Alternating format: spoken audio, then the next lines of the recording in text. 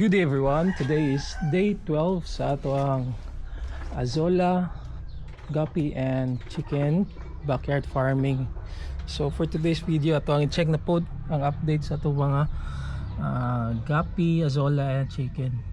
So diri nga tab murag daghan na kasi ang nagdominant gyapon is ang duckweed.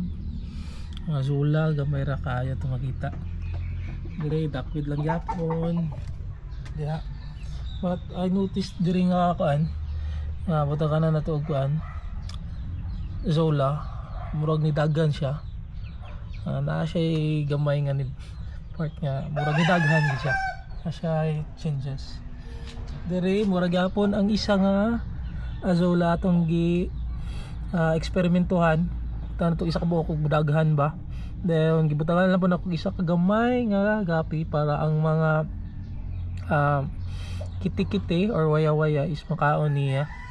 Kay gapon pagbutang nako aning Azolla na may mga kuan kiti-kiti sa lamok, so delikado may maglamok pa.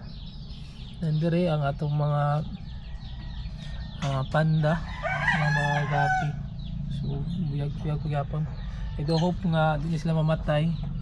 Ayon dire ang mga fish dire is kuha na ako, ibalik na katong first na to nga tab kay ang sudanan aning 5 ka buok is gaka ubas man siya god, gaka drain ang tubig, so di balin lang na ako dire.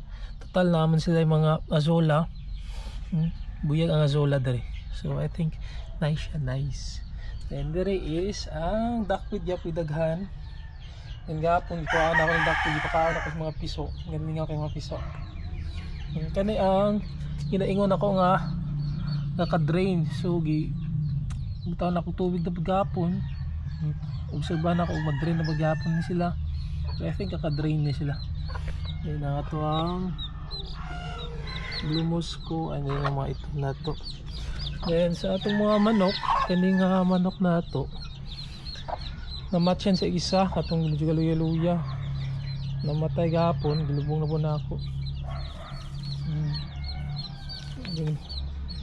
I don't know why anong gatsa-botsa pa ni sila, naman sila pagkaon tungod siguro sa panahon nga medyo tugnaw, init dayon tugnaw po. Dire na payapot ang isda tora na snail, duckweed, Azolla. Mahurot manggod yapon na itong kuwan dire, butangan na itong Azolla, mahurot din siya kay kauno gid sa manok nga itong mga chicks unom ka buok para buyag-buyag. Alang-aningan pa mo kuwan nila release kay base yung tag niya kuwan madaot magluya na noon, but I think makasurvive na ni sila. I-post ng pagkahapon dire murag gapon, yung gapon is tag-ulan na siya. Una sa kabug dire murag gapon wala man kayo nadungagan itong mga kwan Azolla. Ang update rin sa na may net. Ayan, okay pagyapon ng mga isda diha, pagyapon sa sulod. Then dire nakita na ko ang mga black na to. Kasi ito dire sa unahan. Diba, lapok-lapokan mo yung yung manok niya, ang butang nito. Here we go. Medyo na-scatter na ang atong ring na to, set up. Ibutangan na ako og kuan pearlweed. Ayon ang mga tuxedo nga mga gapi na pagyapon. So I think nga murag dagan-dagan na siya diri nga panda. Oo. Ano chat naon nag-scatter ang mga Azolla din na yung duckweed. I hope kin nga madaghan tani sila. Kay it's day 12 na baya nato. Day 12 na. Mingaw ang mga tuxedo nga na to gapi kay taas silang laguyan. Taas silang laguyan sa diri nga setup. Buhi pa man sila gapon. So pusit atong namiso na tong isa. Gapon namatyan to siya og isa ka buok.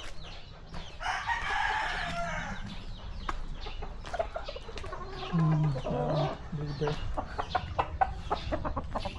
Breeder nga native, wala pa ko kita og pares. Wala pa ko kita og partner na to. Uy, nak mga gray. Di ba yan mo dyan mo. Dari mo ni siya, namatyan og isa. Uy! Uy man. Ay, hugaw na dyan. Hugaw mo good pa eh.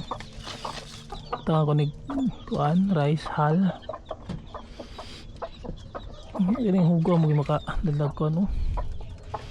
So I think kuan na ko ni, i-remove na ko ng kuan eh. Plywood. Ano pa ng plywood ba eh.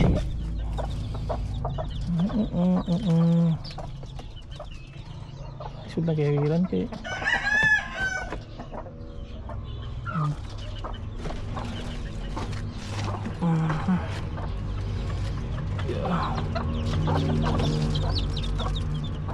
diri lang ito na yung taga kila gusto siya magkuhan no? Kakasa kuhan pero di niya makakakakay kuhan man kay screen man sana na mahal hadlo ko matguba ang screen pero sila galuya gid ang mga piso bay basta inbreeding sayang ni mama damage so hey what ni experimentation pa magyata trial and error ang mga guys ang buyog nagdako na sila so I think mura na karon for today's video I hope you white I hope you like follow and subscribe to my channel guys ha ay sabay ko sa akong tripping ani akong hobby so nara sila lingaw kay sila so that's it thanks for watching and God bless everyone bye bye